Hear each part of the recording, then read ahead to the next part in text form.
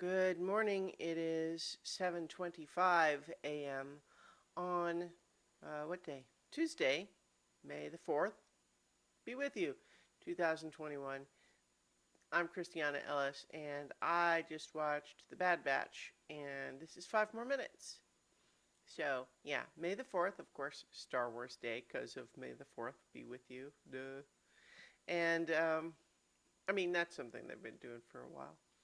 But also, it is the day that they premiered the new animated Star Wars show, The Bad Batch, which is a spin off from Clone Wars, featuring a squad of clones that were all a little different, right? The Bad Batch, that's the idea.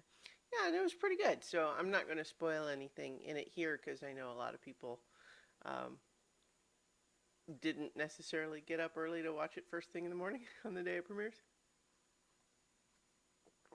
Which, fair. What I will say, I found that there was very little in it that surprised me.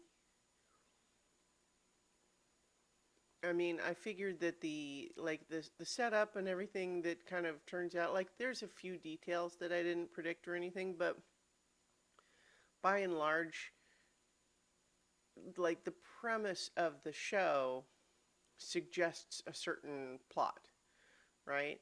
And given that what we're talking about is a bunch of the clone soldiers that are all a little different suddenly finding, gosh, things are not like they used to be anymore after Order 66, right? So it's like,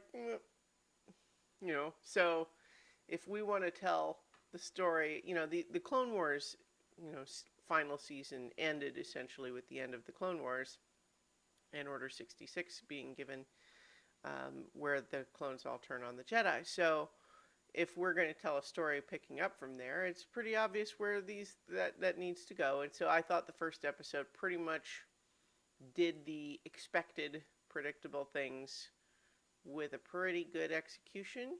There was a few details, like I said, that I didn't predict, but by and large, this episode very much felt like a table setting, like let's get through the parts of the plot that we have to cover, or else people would be mad that we didn't explain that part. But now that we've done that, we can actually have the actual story start. We need to get our characters into the position that we want them to be for the story we want to tell. Now, what story that is, I'm less sure. Although I imagine that we're going to be watching them deal with sort of the very early days of proto rebellion. Although what we know from Star Wars timeline is that it's going to be a little while before there's any major successes. But it'll be all right. So, and then in other words, I'm pretty pleased with that. I'll certainly continue watching.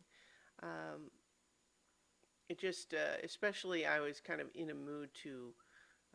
I was primed to enjoy it more because of the recent podcast that I've talked about on previous videos, where the podcast A More Civilized Age is doing a Star Wars Clone Wars rewatch. And so I'm just kind of primed and thinking about that stuff.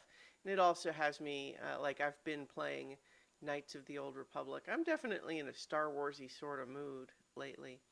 Knights of the Old Republic is a computer game from, I don't remember how long ago, but I never played it before. It was like a BioWare game before Mass Effect, um, or Dragon Age, and you can definitely see it being sort of the prototype Mass Effect in there.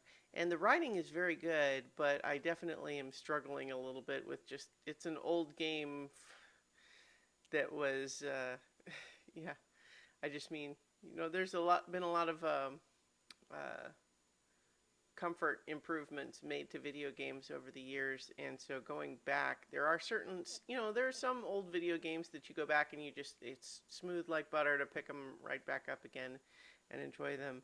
But then there are some where you just go, ugh, how did we ever put up with this? So I'm enjoying the story, but the gameplay is not my favorite in that. But so Star Wars, I'm still a fan. All right. So I'm gonna leave it there, I guess, for now, because I've got to get ready to, I'm going into the office today. So I will talk to you all tomorrow for 5 more minutes.